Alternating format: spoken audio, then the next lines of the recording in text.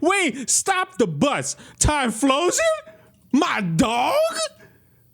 That's one of my, no. I don't want to live in this reality. Put it on, no. No.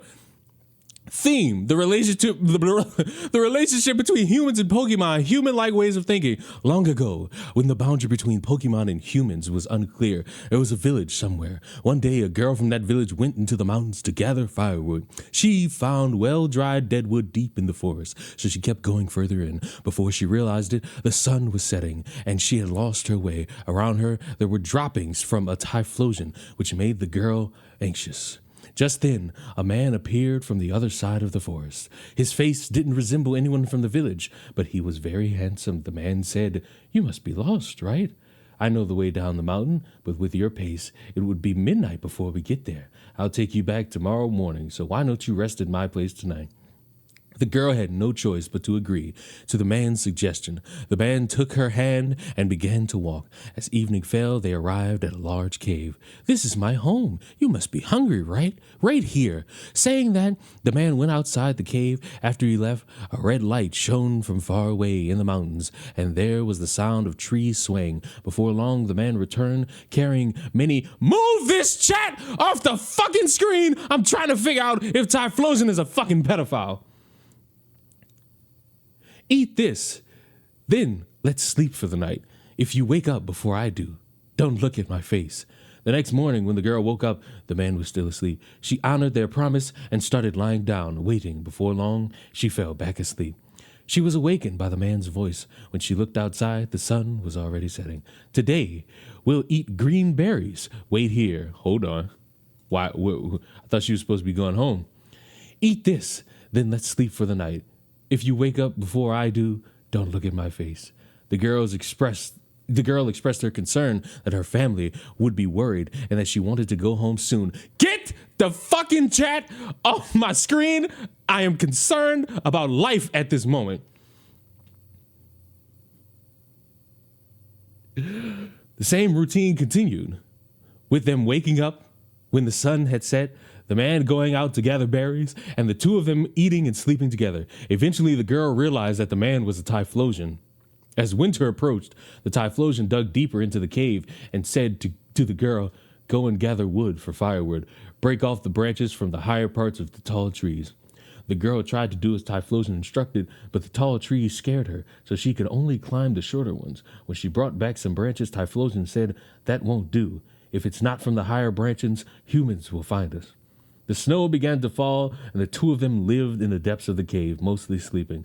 There was plenty of food. Occasionally, they would wake up, eat, and then go back to sleep.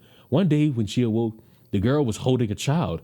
After several days and nights passed, the Typhlosion said, "Your father is looking for you, but you are my wife, so I can't return you, and I will have to fight him." Oh, no. The girl pleaded, "Please don't do that. Don't kill my father. How can I live with you if you kill my family? You're a good person, so please stay here with me and sleep." "All right, let's stay here and sleep." The man nodded. The next night, the Typhlosion woke the girl and said, "Your father is close by. Go and see." When the girl went outside, a snowstorm was raging. She climbed a low tree and broke off a branch. When she returned to the cave, the Typhlosion was singing a song she had never heard before. "You broke off a branch, didn't you? Soon, your father will come here. I'm going to do something bad to your father. If I am killed, take my eyes, my voice, and my heart. Build a fire at the spot where I was killed and burn them. And while they burn, sing this song until the fire goes out." The girl said, "Please don't do it. Don't kill my father. If anyone is to be killed, let it be you. Goodbye. We will never meet again." With those words, the Typhlosion went outside.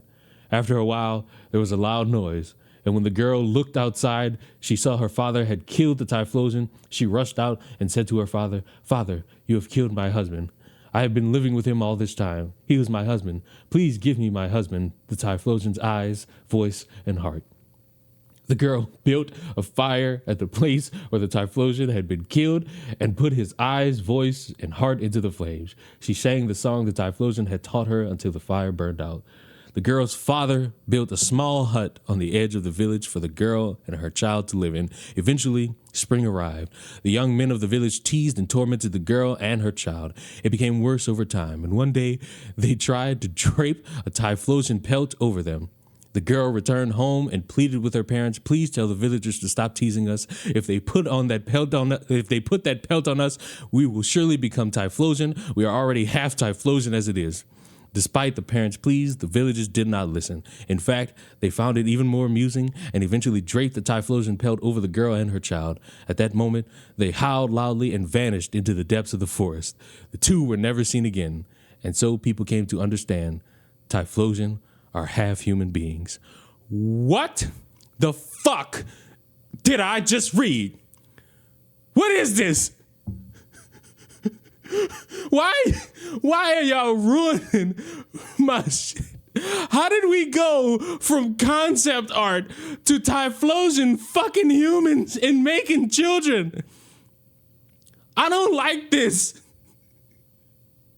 And you know what? Whoever did it, I hope Nintendo finds you. I hope Nintendo finds you for ruining my childhood, because I can't look at this Pokemon the same ever again. Read another one. Original sin based on the current Pokemon world. In the distant past, when the boundary between Pokemon and humans was still blurred, there was a woman and her companions. Every day, they were bored, so they would often catch Slackoth living in the nearby forest. They played cruel games with the captured Slackoth, sometimes killing them for fun, gouging out their eyes, or cutting off their ears. One day, the woman was walking alone in the forest and saw Slackoth hanging from a tree. She climbed the tree to catch it, but slipped and injured herself. At that moment, a Vigoroth appeared. Oh no. This Vigoroth had a torn ear. The woman, startled, tried to flee, but her injured leg hurt too much. She couldn't move. The Vigoroth with a torn ear suddenly attacked her when it saw her. The woman lost consciousness. When she awoke, she was in an unfamiliar place. Before her lay a clear lake surrounded by trees from which many Slackoth and Vigoroth were hanging. All the Pokemon bore wounds somewhere on their bodies. Oh no. Marks left by the woman and her companions. Upon closer inspection, she noticed that some of the Slackoth hanging from the tree were corpses. Oh no. They were their very Slackoth that the woman and her friends had killed and discarded. The Slackoth were throwing those corpses into the lake. Terrified, the woman tried to run away, but a Slacking appeared. This Slacking also had a torn ear. The woman realized that this was the same Vigoroth she had seen earlier, and the fear overwhelmed her, causing her to faint once more. When the woman regained consciousness, she found herself at the entrance of the forest near her home, surrounded by her friends. They carried her back to her house. Sometime later, the woman gave birth to a child, but it wasn't a human child. It was a Slackoth. Oh no. She intended to abandon it, but couldn't bring herself to do it. She stopped meeting with her friends and decided to raise the Slackoth. One day, her friends, concerned about her, visited the area near her home. They found the Slackoth sleeping there, the child of the woman. As they always did, they caught the Slackoth, stabbed it in the chest, and killed it. They took its corpse and headed to the woman's house. When she saw the slain Slackoth, the woman was overwhelmed with sorrow. She grabbed the Slackoth's body and ran deep into the forest. Her friends, shocked, chased after her. As they ventured deeper into the forest, the surroundings suddenly opened up, and they found the same clear lake from before. Around the lake were many Slackoth and Vigoroth. The woman stood before the lake, and holding the lifeless body of the Slackoth, she threw herself into the water. Afterwards, the woman's friends began to treat Slackoth as companions, just as she had in her final moments. What? I don't want to read this anymore. But there's so many more. Humans hunting Pokemon, Native American ecology and philosophy. Oh, no. No. In the past, you know what? In the past, when the boundary between Pokemon and humans was blurred, There was a grassy plain and a large lake at the foot of the mountain. Two men lived on the west and east sides of the lake. The two men lived by hunting Pokemon. The man living in the west was not particularly skilled, but he strictly followed the hunting rules. The man living in the east was a skilled hunter, but often neglected these rules. One day, the man from the west went out to hunt and saw a Rapidash on the plain. Its lush mane shone beautifully in the sunlight. As the man from the west readied his bow, the Rapidash spoke, "We have children now. If I die, there will be none of us left in this plain." The man from the west lowered his bow and said, "Then I will not kill you. However, I desire your beautiful mane. So I ask that you become my wife."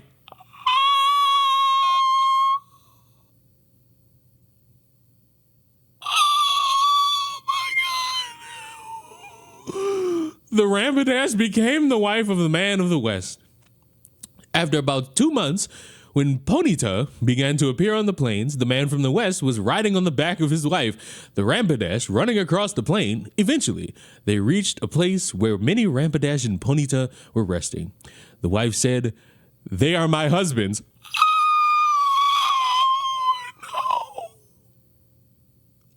If you need, you may hunt them. If you treat them with care, they will not die. However, do not kill the female Rapidash or the Ponyta. The female Rapidash are my sisters, and the Ponyta are my children. That means the female Rapidash are your sisters-in-law, and the Ponyta are like your children.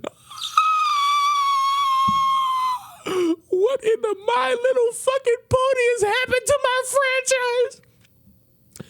A few days later, the man from the east went out hunting. Oh no. When he reached the plains, he found a Ponyta, immediately shot an arrow and killed it. As he continued looking for more prey, he encountered a Rapidash. Oh no. It was a female Rapidash. The Rapidash tried to say something, but the man from the east ignored it and shot with his arrow. He then cut off the mane of the Rapidash he had killed, and proud of the beautiful mane, decided to show it off to the man from the west. He wrapped the mane around his head and headed home. Eventually, tired of walking, the man from the east decided to rest under a large tree by the lake. As the man from the west and his wife, the Rapidash, walked along the lake shore, they saw a glimpse of the Rapidash's mane under the shadow of a big tree. He is male, he has no children, so if you need, you may hunt him. Oh no. With that, the man shot an arrow at the Rapidash. When he approached the prey, he found the man from the east lying there, wrapped in the Rapidash's mane. Take this mane back with you, and when you hunt Rapidash, follow the rules I have told you. With those words, the Rapidash said farewell to the man from the west and returned to the plains. Aren't Rapidash's manes literally fire? Yes! Yes! Oh, but there's more. In a time when the world had no clear form, when the boundaries between gods, humans, and Pokemon were ambiguous, the absolute god Aus created a giant, a manifestation of his chaotic power for the ultimate creation of the world. This giant had the power to destroy, consume, purify everything. With the giant's power, all walls were shattered and the world expanded. There was a man. Oh no. One day, a wounded woman collapsed in the land where he lived. The man took her home and cared for her tenderly. Eventually, they fell in love, and when all her wounds healed, the woman became pregnant with their child. For a while, she gave birth to twins. After a while, she gave birth to twins. Then the woman transformed into a divine figure and began to speak. I am the god. Is this Arceus? There's only one god Pokemon. I thought it was Arceus. Oh no. I am the god Aus. I once lived in a place different from here. However, I was driven here by my own manifestation, the giant. Since the giant is a part of me, I cannot kill it. The giant will destroy and consume everything, and I will eventually descend upon this world. Until the day comes, I hope you raise those children with care. Only those children who possess the powers of God, human, and Pokemon can kill the giant. After finishing her tale, Aus vanished before the man. The man named the twins after the two words he felt when he saw Aus's true form. I meaning light and Ei meaning time. Oh my God, is this? No, Dialga is time and Palkia is like space. Ew. I Like, it is. Oh, there's more. Theme, breakdown of culture and relationships. Back when the boundary between Pokemon and humans was unclear. You know what? That's the title of this video.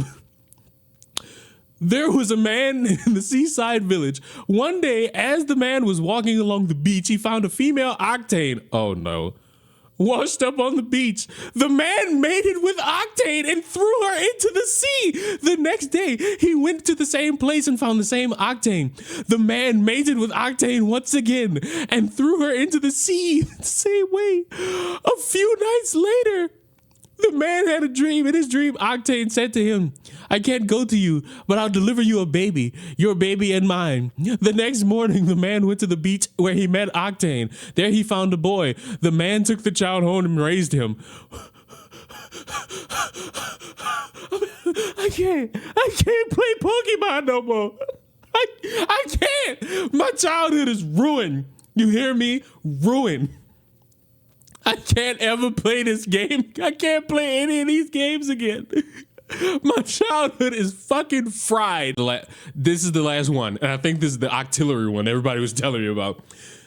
There was a time when the boundary between Pokemon and humans were blurred. In the coastal village, there was a man. One day, as he was walking along the shore, he found a female Octillery washed up on the beach. The man had relations with the Octillery and then threw it back into the sea. The next day, he went to the same spot and found the Octillery once again. He once more had relations and threw it back into the sea. One night, after several days had passed, the man had a dream. I feel like I just read this one. I did. Oh, wait, there's more detail in this one. Oh no, there's more detail. Oh, God, no. The next day, wait. The next morning, the man went to the place where he had met the Octillery. There he found the boy. The man took the boy home and raised it. Time had passed, the boy grew into a young man, and the father passed away. The young man was always lonely. One day, the young man was walking along the shore. He saw a group of people playing in the distance. They all had very large swords in their hands as they danced. The young man approached the people. As he got closer, he saw that Sharpedo were playing along the beach. When he tried to get even closer, the Sharpedo suddenly leaped into the sea all at once. However, one of the Sharpedo lingered, looking around 3 times before swimming away. At the spot where the Sharpedo had been playing, there was a large sword lying on the ground. It was the shape he had never seen before, and it was very sharp and pointed. The young man looked at the sword and took it home. The next day, the young man took the sword and went into the forest. While walking through the forest, he encountered an Ursaring. Oh no.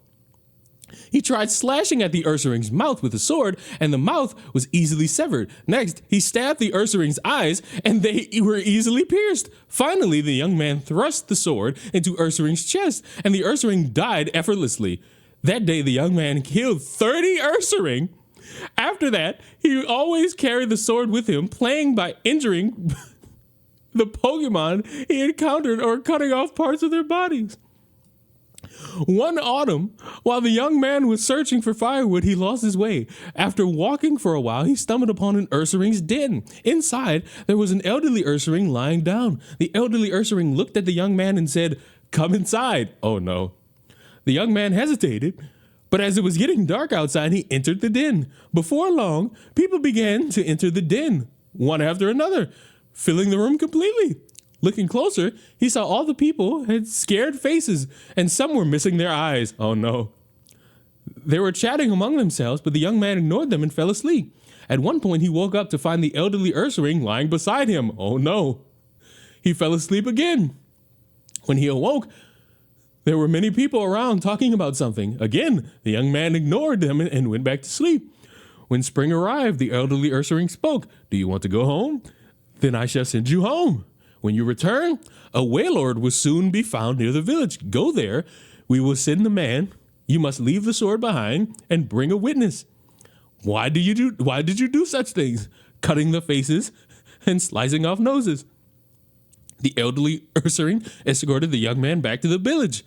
Upon his return, the young man recounted everything that had happened to the village. The following morning, the young man took some villagers with him and headed to the shore. As they walked along the coast, they found a large waylord. Nearby on the beach was a teddy ursa. When it noticed the young man, the teddy ursa hid in the forest, and the large ursa came into its place. As the ursa charged at him, the young man tried to draw his sword he had hidden, but it got stuck, and he couldn't pull it out. Wink, wink. So he rushed the ursa with his bare hands. The young man and the ursa grappled, punched each other's faces, then strangled each other with all their strength, and so they choked each other to death, collapsing at the top of one another. The villagers went back and told others what they had seen. I can't play these games anymore. At least this one was more tame. This one was more tame. Fighting animals is perfectly fine. Fighting animals is perfectly fine.